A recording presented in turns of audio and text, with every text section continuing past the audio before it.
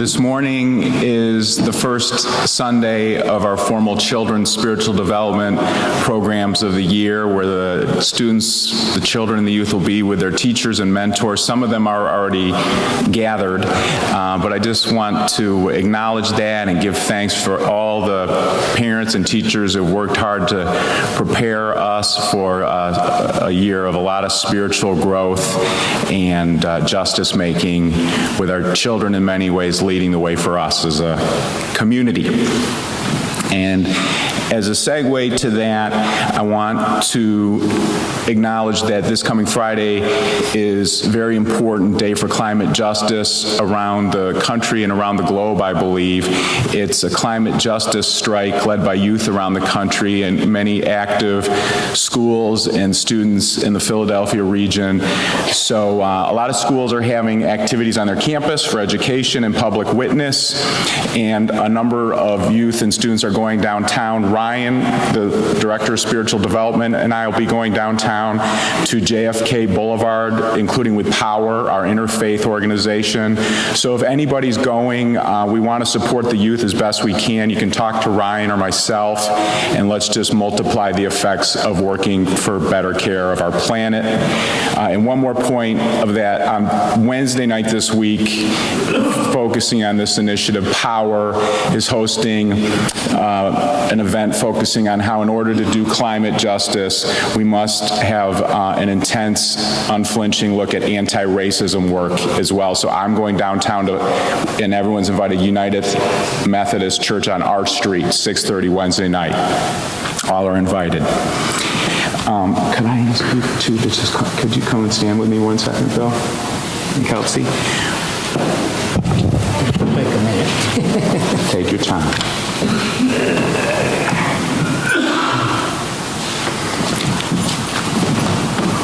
This is a very special moment of well-wishing, acknowledgement, and thanks. In 1975, Gloria and William Delamar joined the Unitarian Society of Germantown. They had moved from Richmond, Virginia, where their family, their 4 children, Keltcie, Keely's not here this morning, she's in Virginia, Crowan and Dawson, they moved to Philadelphia. They had been active Unitarians elsewhere. Bill served as president of the board of directors of this church. He served on 2 ministerial search teams. Anyone who knows him, he's a very thoughtful, heart-centered man. He's a tremendous writer whose writings help us to reclaim our best selves as human beings, I would say. So we're going to have a few pieces, and I think for the children to see this young 91-year-old who's going to live with his daughters now in Richmond.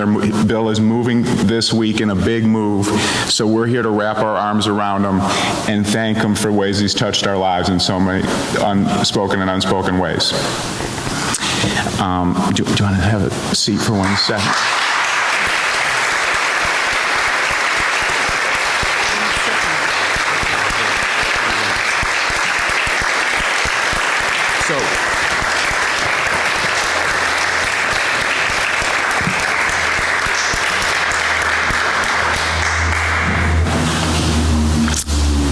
Bill and Glo were wordsmiths. They're so creative and purposeful in how they used ideas and language to reflect and promote improvements in society in the heart and mind. So it's really a treat. This morning, Keltcie is going to read segments from a sermon that Glo and Bill preached together in this sanctuary in the summer of 1988.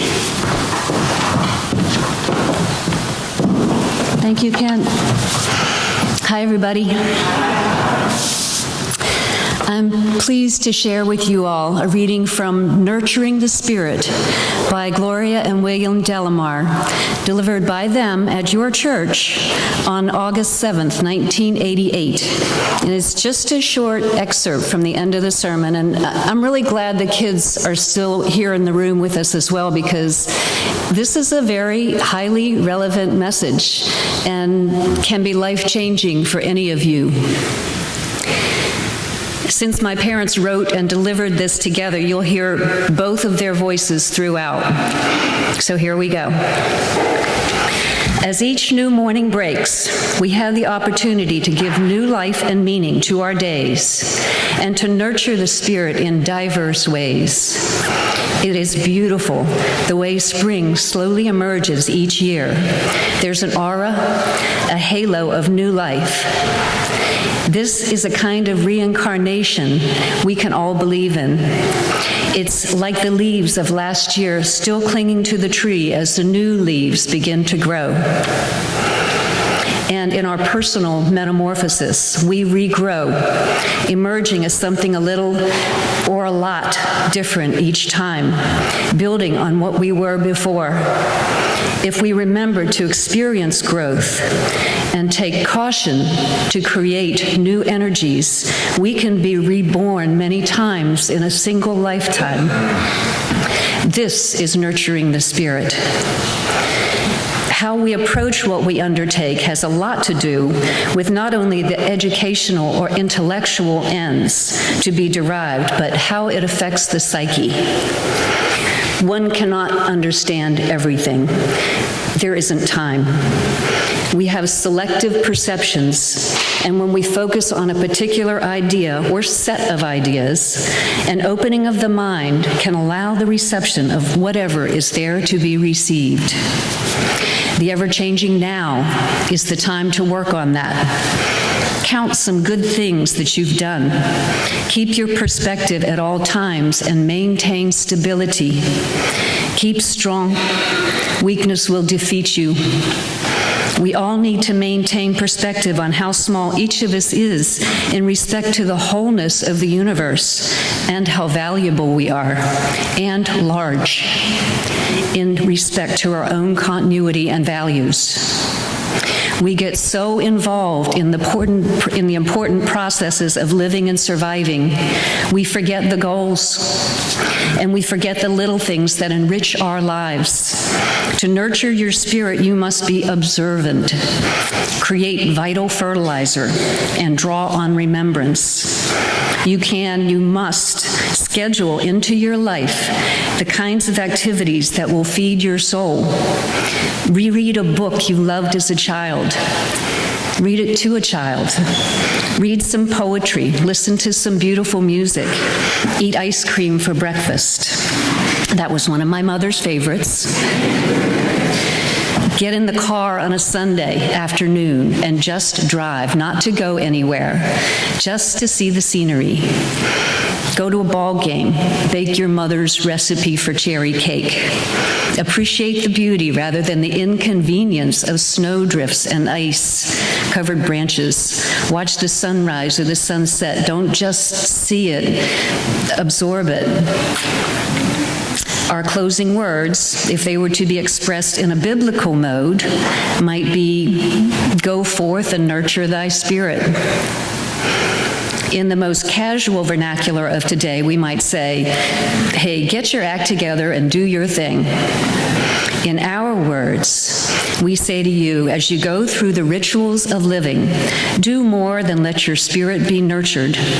Take the soul of you into your own hands and consciously, continually nurture your spirit. So be it.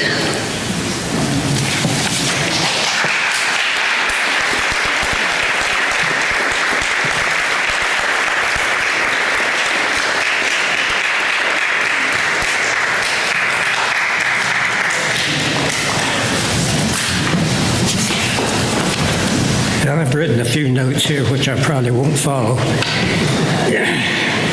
When I leave here today, I'll be carrying a lot of memories with me. This is a very special place.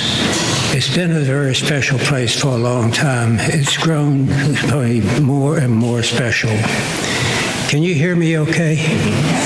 Okay. This place deserves memories. It deserves dedication. It's a beautiful place. I've seen it from the very beginning until now. And it's just an amazing revelation just to look around in this organization and see it. It deserves dedication. It gets a lot of dedication, and that dedication also translates into effectiveness. It's a wonderful place. I've spent many hours here, Gloria and myself. I miss her terribly.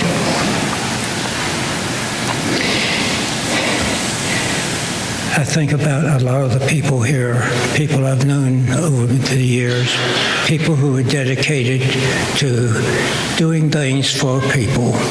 And that's what this Unitarian Church has been very much like. It's doing things for others, for humanity. And it's an important function of a lifestyle.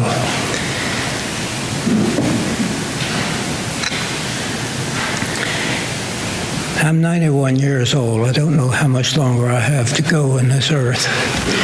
But when the 5 steps of dying take place, I'll switch to the 5th step immediately, and I'll be happy to make that transition. I'll be meeting up with others, and I don't know where we go from here, but I know we go somewhere because I've had some kind of indications that say that.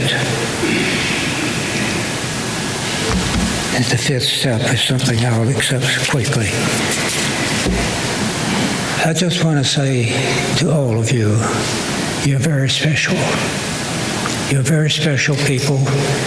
You're in a place that's very special, and what you'll be doing will be helping others, and that's what we should all be doing. We're living in hard times, but it's going to change. It has to eventually. The Richmond Church was where we started out in Unitarianism, and I'll mention that was during segregation, and yet that church was integrated. One of the presidents of the church was a black man. We got a lot of publicity about that in the Richmond newspapers, not all very favorable. But those were those times. Now things have changed, and it's moving in the right direction. Not as fast as we would all like to see it move, but it's moving. Slow by slow, we'll get there. I love you all. Please be good. Take care of yourselves.